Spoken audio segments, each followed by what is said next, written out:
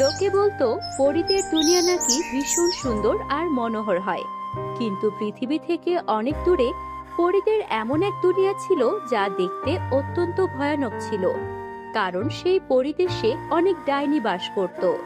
এই কারণে পৃথিবীর মানুষ পরিদেশের নাম নিতেও ভয় পেত এবং কোনো মানুষই সেই পরীদের সাথে কথা বলতে পছন্দ করত না। মানুষ সব সময় ওই পরীদের দেখলেই ভয়ে পালিয়ে যেত। আর এই কারণে পরীদের খুব খারাপ লাগতো। সেই পরিদেশেই কোমল নামের এক ডাইনি পরী থাকতো, যে দেখতে ভয়ানক ও অনেক ভয়ঙ্কর হলেও স্বভাবের দিক থেকে ছিল অত্যন্ত দয়ালু এবং বুদ্ধিমান। তাই একদিন সে রানী পরীর কাছে যায় এবং বলে, রানী পরী, আমাদের পরীদের দেশ আর কতদিন এভাবে ডাইনি পরীদের অভিশাপে ঘেরা থাকবে? আর আমরাই বা কতদিন এই ভয়ানক রূপ নিয়ে আমাদের জীবন কাটাবো? আপনি কি জানেন রানী পরী, পৃথিবীর মানুষ আমাদের দেখলেই ভয়ে পালিয়ে যায়। কেউ আমাদের সাথে কথা বলতে চায় না। তারা মনে করে আমরা তাদের ক্ষতি করব, কিন্তু আসলে তো তা নয়। আমরা তো সব সময় ওদের সাহায্য করতে চাই, কিন্তু আমাদের এই ভয়ানক রূপের কারণে আমরা না পারি নিজেদের দুনিয়া থেকে বের হতে, আর না পারি কারো মুখোমুখি হতে। তাই রানী পরী, আজ আমি আবারও পৃথিবীতে যেতে চাই এবং মানুষকে বোঝাতে চাই যে আমরা কোনো ডাইনি নই। এতটুকু বলে কোমলপরী একদিন পৃথিবীতে আসে। সেখানে এসে চারদিকের আলো আর টাটকা বাতাস দেখে কোমলপরীর খুব ভালো লাগে। সে বলে, বাহ, পৃথিবীটা কত সুন্দর, আর এখানে কত আলো। একসময় আমাদের পরিবেশটাও ঠিক এমনই সুন্দর ছিল, কিন্তু আজ একটা অভিশাপের কারণে আমাদের দেশটা অন্ধকারে ডুবে গেছে। এতটা বলে কোমলপরী যেমনই একটু এগিয়ে যায়, তখনই সে কারো চিৎকার করার আওয়াজ শুনতে পায়। প্লিজ কেউ আমাকে বাঁচাও, সাহায্য করো। আমি এখানে একটা গর্তের ভিতর আটকে আছি, প্লিজ আমাকে সাহায্য করো। কোমলপরী আওয়াজ শুনে খুব ঘাবড়ে যায় এবং এদিক ওদিক তাকাতে থাকে। তখনই তার নজর একটা গভীর গর্তের ওপর পড়ে, যার ভেতরে সুনয়না নামের একটি মেয়ে ছিল। কোমলপরী তার কাছে যায় এবং কোনো মতে তাকে সাহায্য করে টেনে তোলে। সাহায্য করার সময় কোমলপরীর পায়ে চোট লেগে যায়। বন্ধুরা, তোমরা যারা যারা গল্পটি দেখছো, তোমাদের নাম কমেন্টে লিখে জানাও। আমরা নেক্সট গল্প তোমাদের নাম দিয়ে বানাবো। তখনই সুনয়না কোমলপরীকে দেখা মাত্রই ভীষণ ঘাবড়ে যায় এবং ভয়ে চিৎকার করতে থাকে। ডাইনি, তুমি আমাকে ছেড়ে দাও। ডাইনি, আমি তোমার ব্যাপারে কাউকে কিচ্ছু বলবো না। আমাকে যেতে দাও, যেতে দাও। কোমলপরী বলে, দেখো, তোমার আমাকে ভয় পাওয়ার কোনো দরকার নেই। আমি তোমাকে এখানে কোনো ক্ষতি করতে আসিনি। আমি তো শুধু তোমাকে সাহায্য করতে এসেছি। সুনয়না বলে, আমাকে ক্ষমা করো। তোমার আমার জন্য এভাবে পায়ে চোট লেগে গেল। আসলে আমার নাম সুনয়না, আর আমি এখানে জঙ্গলে কাঠ কাটতে এসেছিলাম। তখনই হঠাৎ আমার পা পিছলে যায় আর আমি এই গর্তে পড়ে যাই। কিন্তু তোমাকে দেখতে তো মোটেও পরীদের মতো লাগছে না। তোমার মুখটা ডাইনিদের মতো কেন? তুমি কি সেই ডাইনি পরীদের দেশ থেকে এসেছো? সুনয়নার এই কথা শুনে কোমলপরী খুব উদাস হয়ে যায় এবং চোখে জল নিয়ে বলে, হ্যাঁ, আমি সেই ডাইনি পরীদের অভিশপ্ত দেশ থেকে এসেছি, যাদের দেখে সবাই ভয়ে পালিয়ে যায়। কিন্তু তুমি প্রথম মেয়ে যে আমার সাথে এভাবে কথা বলছো, আর এটা দেখে আমার খুব ভালো লাগছে। আসলে আমাদের দুনিয়াও এক সময় খুব সুন্দর ছিল এবং আমরা পরীরাও দেখতে অত্যন্ত রূপবতী ছিলাম, কিন্তু সেই দুষ্ট ডাইনির কারণে আজ আমাদের এই দশা।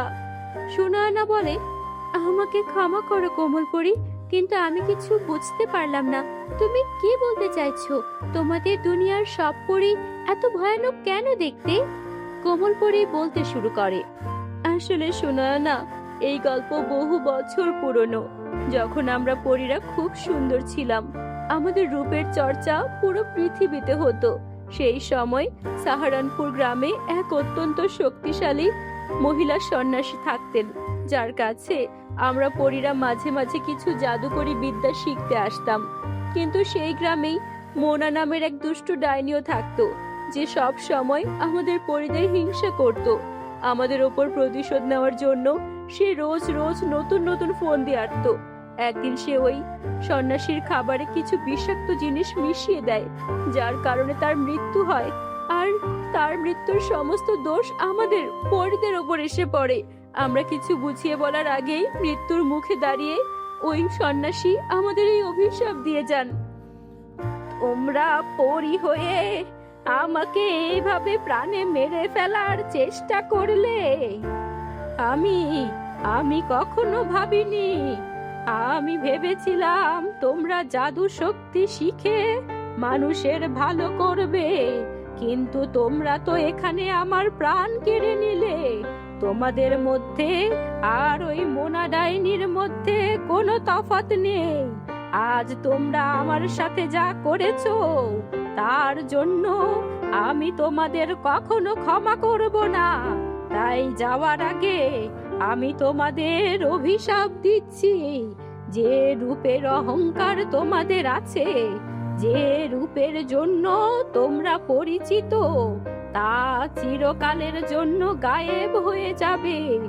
আর তোমরা সব পরীরাও ডাইনিদের মতো অন্ধকারে নিজেদের জীবন কাটাবে।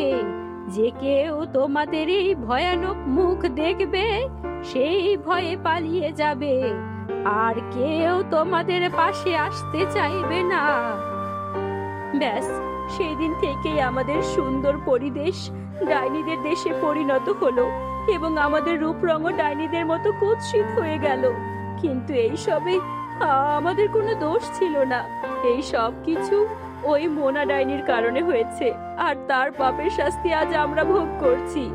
কোমলপরীর সব কথা শুনে সুনয়না বলে, কোমলপরী, তুমি চিন্তা করো না, এতে তোমাদের কোনো দোষ নেই। যেভাবে তুমি আমার প্রাণ বাঁচিয়েছো তা দেখে তোমার উপর আমার বিশ্বাস জন্মেছে। তোমরা কখনো কারো খারাপ করতে পারো না, তাই আমি তোমাকে নিশ্চয়ই সাহায্য করব। কারণ আমার ঠাকুমা একজন মস্ত বড় জাদুকর। তিনি নিজের জাদুকরী শক্তি দিয়ে তোমাদের সাহায্য অবশ্যই করবেন। এতটা বলে সুনয়না তখনই তার ঠাকুমার কাছে যায় এবং পরীদের সাথে যা হয়েছে সেই ব্যাপারে এবং অভিশপ্ত ডাইনি পরীদের দেশের ব্যাপারে সবকিছু খুলে বলে। তখন তার ঠাকুমা বলেন, সুনয়না সোনা, তুমি চিন্তা করো না। যদি ওই পরীদের সাথে সত্যি অন্যায় হয়ে থাকে তবে আমি ওদের সাহায্য নিশ্চয়ই করব এবং ওই মোনা ডাইনিকে এমন শিক্ষা দেব যাতে সে আর কখনো কারো সাথে এমনটা না করতে পারে। এই বলে সুনয়নার ঠাকুমা নিজের জাদুকরি গোলক দিয়ে ওই ডাইনিকে খুঁজতে শুরু করেন। তখনই তিনি দেখতে পান যে নদীর ধারে একটা গুহার ভেতরে ওই ডাইনি বসে আছে। সেখানে গিয়ে তিনি দেখেন যে মোনা ডাইনি এক গুরুমায়ের শিষ্যা সেজে বসে আছে। সুনয়নার ঠাকুমা তখন সেই গুরুমায়ের কাছে গিয়ে মোনা ডাইনির সমস্ত সততা ও আসল রূপ ফাঁস করে দেন। কিন্তু সেই গুরুমা সুনয়নার ঠাকুমার কোনো কথাই শোনেন না এবং রেগে গিয়ে তাকে সেখান থেকে চলে যেতে বলেন। তখনই সুনয়নার ঠাকুমা নিজের জাদুকরী শক্তির সাহায্যে গুরুমাকে সেই দুষ্টু ডাইনির অতীত ও সমস্ত সত্যি ঘটনা চোখের সামনে দেখিয়ে দেন। এই দেখুন, আমি যা বলছি আপনি তো বিশ্বাস করেননি। এই মোনা ডাইনি কিভাবে নিষ্পাপ পরীদেরকে ফাঁসিয়ে একজন শক্তিশালী সন্ন্যাসীকে মেরে ফেলেছে, আর সেই সন্ন্যাসীর অভিশাপে এই নিষ্পাপ পরীরা কেমন বিপাকে পড়েছে। এবার আপনি বিচার করুন, এই ভালো সেজে থাকা, সৎ সেজে থাকা মোনা ডাইনির সাথে কি হওয়া উচিত। তা দেখে গুরুমা মোনা ডাইনির উপর প্রচন্ড রেগে যান এবং ক্রোধে ফেটে পড়ে মোনা ডাইনিকে একটি পাথরের মূর্তিতে পরিণত করে দেন। সমস্ত সত্যিটা জানার পর গুরুমা তখনই পরীদের দেশে যান এবং তাদের বলেন, আমাকে ক্ষমা করো পরীরা, আমার সেই সন্ন্যাসী শিষ্যা আমারই ছাত্রী ছিলেন। তোমাদের কোনো কথা না শুনেই তোমাদের অভিশাপ দিয়ে দিয়েছিল, আর সেই দিন থেকে আজ পর্যন্ত তোমরা ওই অভিশাপের কারণেই ডাইনিদের মতো জীবন কাটাচ্ছ, কিন্তু আজ আমি তোমাদের এই অভিশাপ থেকে মুক্ত করছি। আজকের পর থেকে তোমাদের কেউ আর ডাইনি পরি বলবে না, এবং তোমরা আগের মতোই সুন্দর হয়ে যাবে। গুরুমায়ের এই কথা বলার সাথে সাথেই ডাইনি পরীদের জাদুকরি দেশে আবারও আলো ছড়িয়ে পড়ে এবং সমস্ত পরীরা আগের মতোই সুন্দর ও রূপবতী হয়ে ওঠে। এটা দেখে সব পরীরা ভীষণ খুশি হয় এবং হাত জোর করে গুরুমাকে ধন্যবাদ জানায়। আমরা আপনার কাছে কৃতজ্ঞ, আপনি আমাদের নতুন জীবন দিয়েছেন। পরী হয়েও ডাইনির মতো করে বেঁচে থাকা আমাদের জন্য কত কষ্টের ছিল তা বলে বোঝাতে পারবো না। সত্যি আজ আপনার জন্য আমরা এতদিন পরে পরীরা নিজেদের আসল রূপ আর আসল পরিচয় ফিরে পেলাম।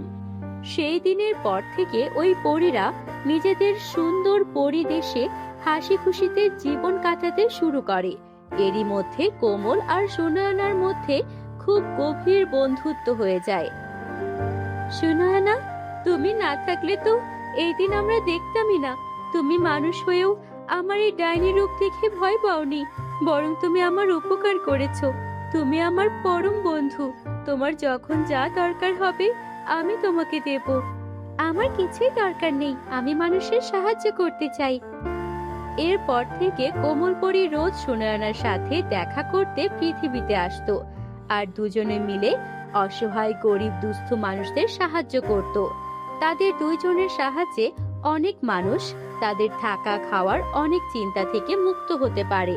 আর এই কারণে পৃথিবীর মানুষও এখন সেই পরীদের দেখে ভীষণ খুশি হতো এবং তাদের অনেক প্রশংসা করত।